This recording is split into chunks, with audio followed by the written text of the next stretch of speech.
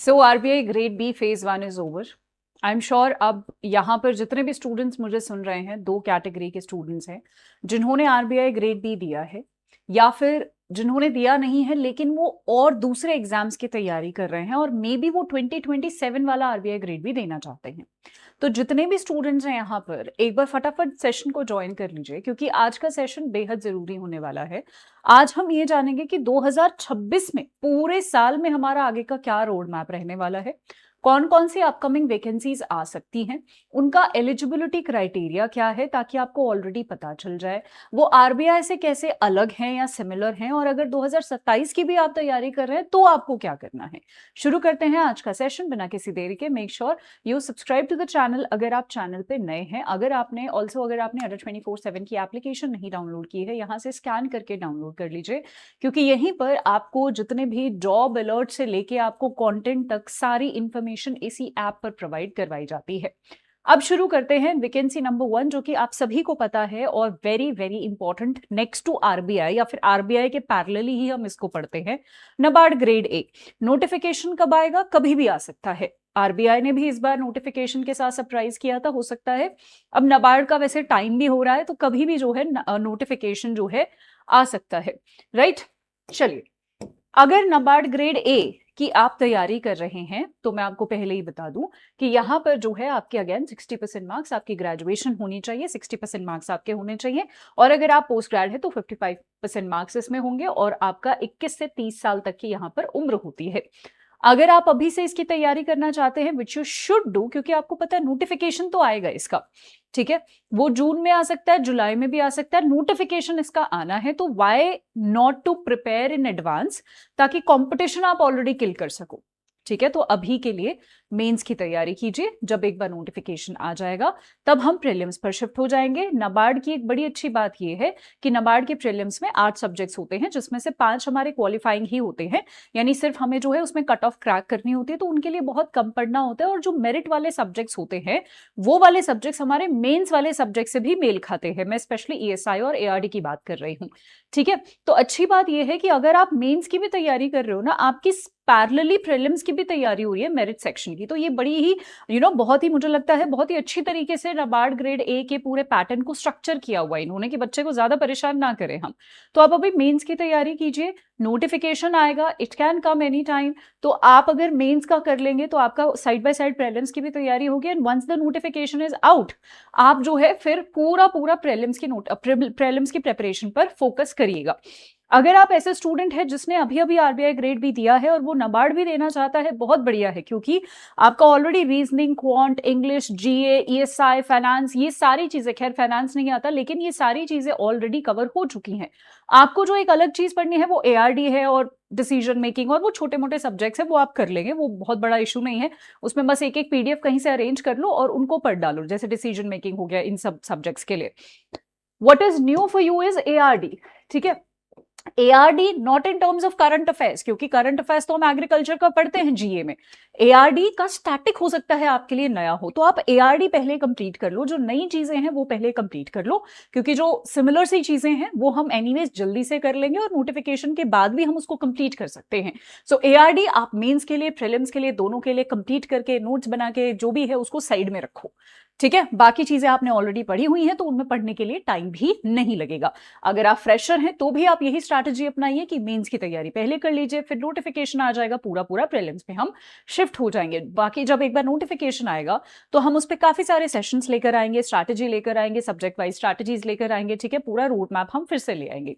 So this was about vacancy number 1 और the upcoming opportunity number 1।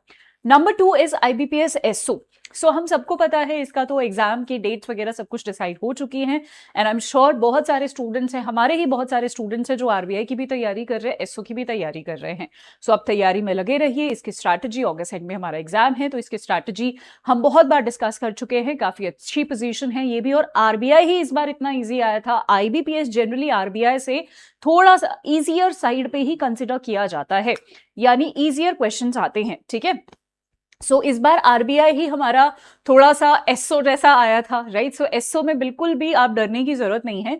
पिछले 3 महीने के करंट अफेयर कर लो आप। अगर मैं सिर्फ करंट अफेयर की बात करती हूँ तो बाकी जो रीजनिंग और क्वांट इंग्लिश जो सब्जेक्ट्स हैं वो आपके रिस्पेक्टेड फैकल्टीज बता देंगे। जितना मुझे पता है एक सिंपल तरीका होता है किसी भी सब्जेक्ट को प्रिपेयर करने का। अगर मैं आपकी जगह होती यही करती थी कि कोई भी सब्जेक्ट है उसके मैं प्रीवियस ईयर क्वेश्चन पेपर 3 साल के सॉल्व कर लेती। 3 साल के सॉल्व करने के बाद मैं उन टॉपिक्स को जरूर लिख लेती जो बार बार रिपीट हो रहे हैं और जिनसे बहुत सारे क्वेश्चंस पूछे जा रहे हैं।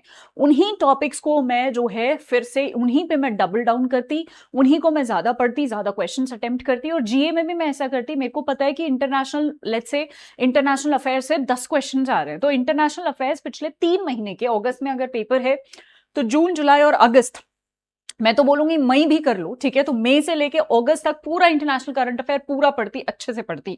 मेरे को पता है कि यार ओबिचुरी से एक भी क्वेश्चन नहीं आया, या लेट्स से अपॉइंटमेंट से एक भी क्वेश्चन नहीं आया, this is just an example, तो मैं वो थोड़ा सा कम करती या फिर बस एक बार देख लेती ताकि मेरे को बहुत ज्यादा समय उसमें व्यर्थ ना करना पड़े, ठीक है। तो स्मार्टली हम पढ़ेंगे। जो प्रीवियस ईयर क्वेश्चन पेपर में 3 साल की एवरेज से जो आपके टॉपिक्स निकल रहे हैं उन पे आप डबल डाउन करेंगे, उन पे आप ज्यादा समय देंगे। बाकी टॉपिक्स पर आप थोड़ा कम समय भी दे सकते हैं।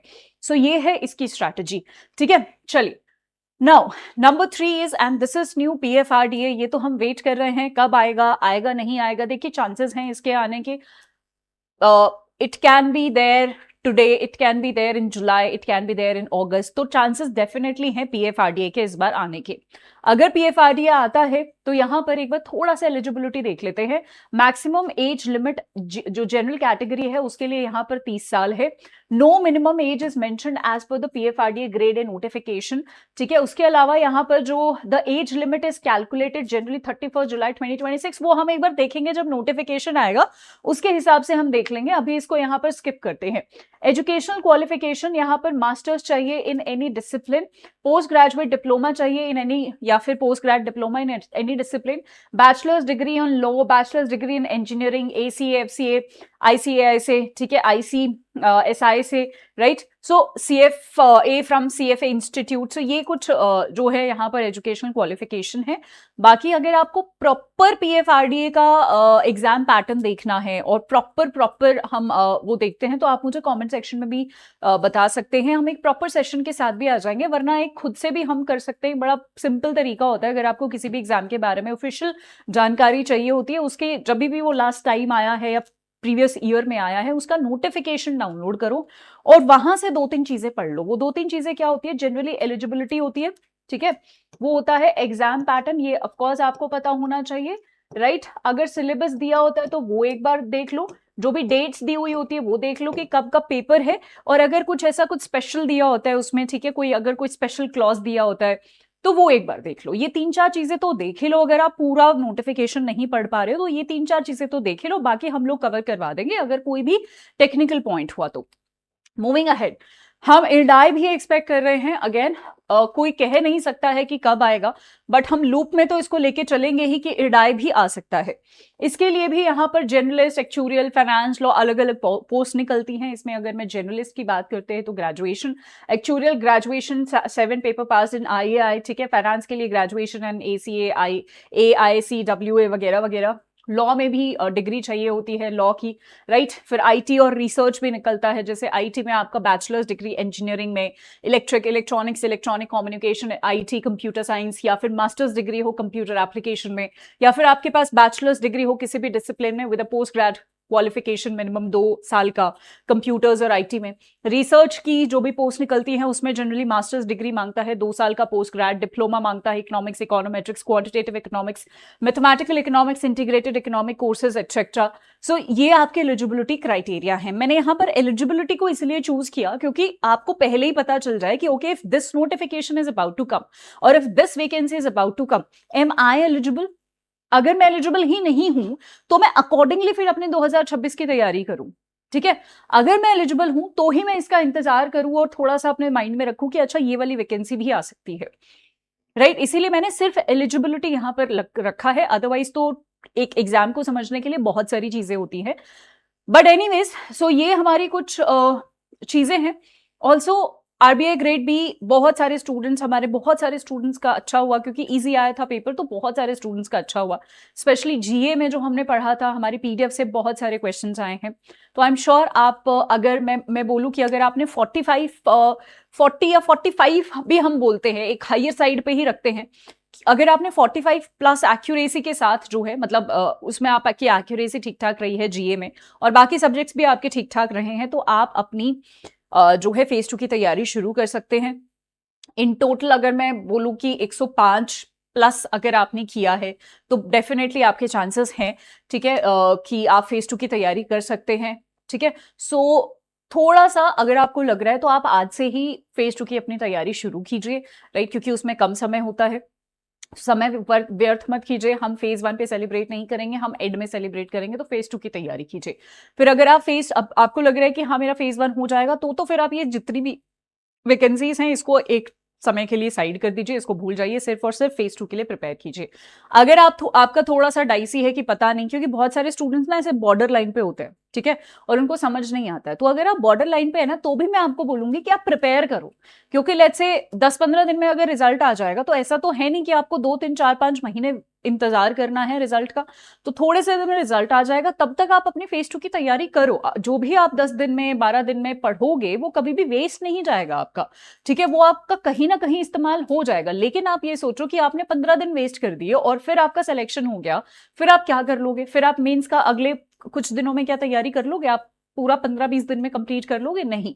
तो बॉर्डर लाइन वाले भी तैयारी करो, बॉर्डर लाइन के ऊपर हैं वो भी तैयारी करो, और आपको पक्का ही पता है कि नहीं मेरा तो नहीं होने वाला, तो आप फिर अपकमिंग अपॉर्चुनिटीज, इन सारे अपॉर्चुनिटीज की भी तैयारी कर सकते हैं।